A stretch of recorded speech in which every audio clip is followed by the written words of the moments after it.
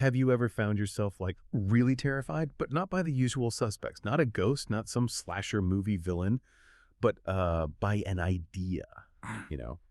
A scientific concept that just feels chillingly possible, that feeling that burrows into your head and just stays there. Wow. Forget jump scares for a second. We're talking about that deeper dread, the kind that comes from something that feels plausible, like it could actually happen. Well, today on the deep dive, we're heading straight into that zone, that unexpected place where sci-fi meets genuine terror.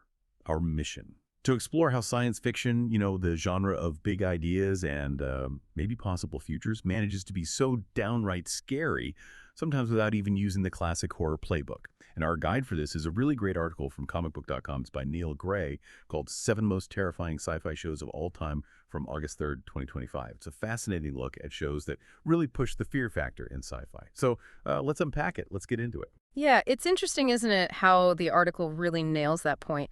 Sci-fi isn't always what you'd call horror, not in the traditional sense, but wow, it can absolutely terrify you. It's built on asking what if, right? And sometimes those what ifs go to some really dark places and unsettling places. That's a perfect way to put it. So the article mentions this distinction. Some sci-fi goes full horror, blends right in, but others, they scare you more subtly.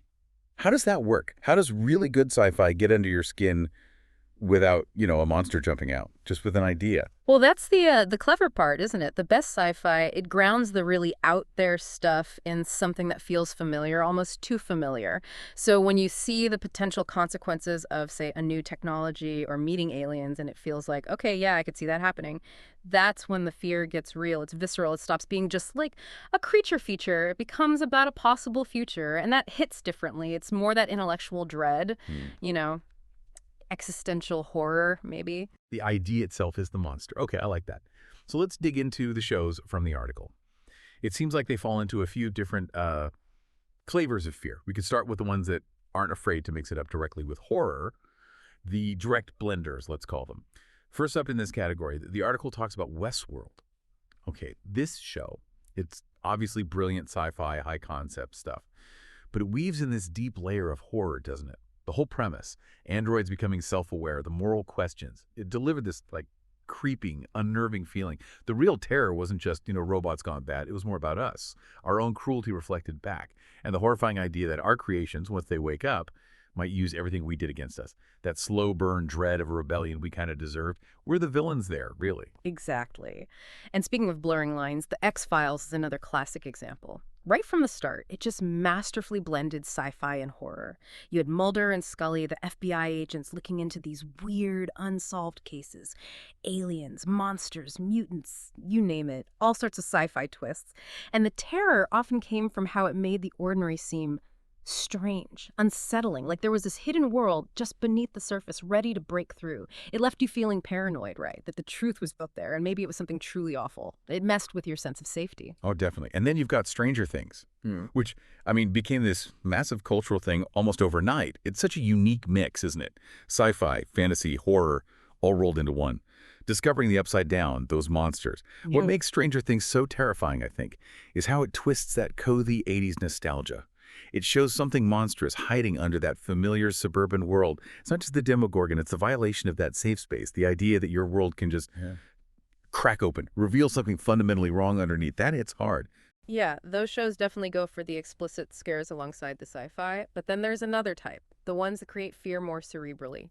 This brings us to what we're calling the existential dread inducers, pure sci-fi that chills you right down to your core just with its concepts. The Outer Limits is a prime example here. It had that first run way back in '63, then the revival in '95, which was also really successful. People often compare it to the Twilight Zone anthology format, standalone episodes. But the Outer Limits really leaned into the speculative, sometimes terrifying side of Golden Age sci-fi.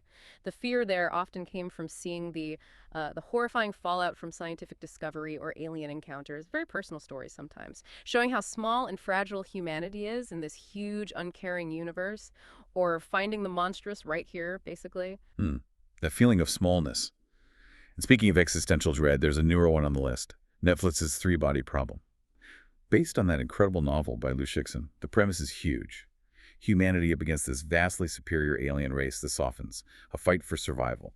What makes three-body problems so terrifying, even though it's straight-up sci-fi, is that feeling of utter powerlessness it creates, that paralysis. It's not about things jumping out at you. It's the slow, crushing realization that humanity is just outmatched, insignificant almost, facing an alien intelligence so advanced, so vast, that our best minds can't even begin to grasp a way to fight back. That's a unique kind of horror. It absolutely is. It's that intellectual dread cranked up to 11. Okay, so that leads us nicely into our third category, the cautionary tale architects. These shows use foresight, maybe, and those shocking twists to deliver the fear. And you can't talk about this without mentioning the Twilight Zone. I mean, what a pioneer for sci-fi horror. So ahead of its time, so prescient in many ways. Kicked off in 1959, anthology style again, mostly sci-fi, bit of fantasy sometimes. The horror in the Twilight Zone often came from using these fantastic sci-fi setups to shine a light on the dark side of, well, us human nature. Right. The monsters weren't always aliens from space. Exactly. Sometimes the real terror was prejudice, or greed, or paranoia, revealed through that signature shocking twist that just sticks with you. It's poetic almost. And you could argue that the modern successor, the inheritor of that mantle, is definitely Black Mirror. No question. Its whole premise is exploring fictional tech that feels unnervingly close, like it could be just around the corner, serving up these sharp cautionary tales about today's world. Most episodes are standalone stories, yeah. Yeah. And it just perfectly blends these sci-fi concepts with twists that are often shocking, sometimes genuinely horrifying. Oh, absolutely. And that mix makes it maybe one of the most unsettling shows out there right now, because it forces you, the viewer, to look at how technology, which we think makes life better, can actually amplify our worst impulses, both individually and as a society.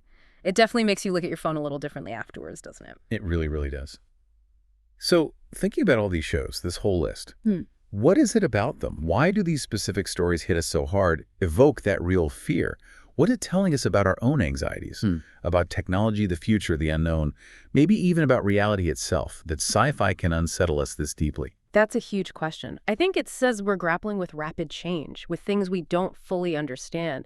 Technology advancing so fast, the vastness of space, even the mysteries of consciousness, like in Westworld. Sci-fi taps into those nerves. It gives shape to those formless anxieties. Yes, gives them a narrative. Yeah. And when you understand how sci-fi does this, how it blends genres or uses ideas to terrify, how does that change how you appreciate storytelling? For me, it adds this whole other layer. It's not just about suspension of disbelief for a monster movie. It's about engaging with ideas that feel disturbingly possible. Yeah. What unsettling truths might be lurking in the next scientific paper, or just in human nature. Exactly. It deepens the appreciation, I think. You see the craft involved in building that specific kind of dread. So fundamentally, what this deep dive really highlights is sci-fi's incredible, maybe unique power to scare us. Not just with monsters and aliens, though it does that too, but with big, challenging ideas, with futures that feel plausible, even if they're terrifying, with the ethical dilemmas that come with progress. It plays on our deepest fears about what's out there, and maybe even what's in here, inside us. Right. So here's something to maybe leave you thinking about. As technology keeps accelerating, like truly racing ahead, often way faster than we can figure out the ethics, what things happening right now or in the very near future, what seemingly harmless breakthroughs or concepts might actually hold their own terrifying implications if we look closer? Just like the worlds we've seen in these shows. What are the subtle horrors lurking in our plausible future? Something to ponder, definitely.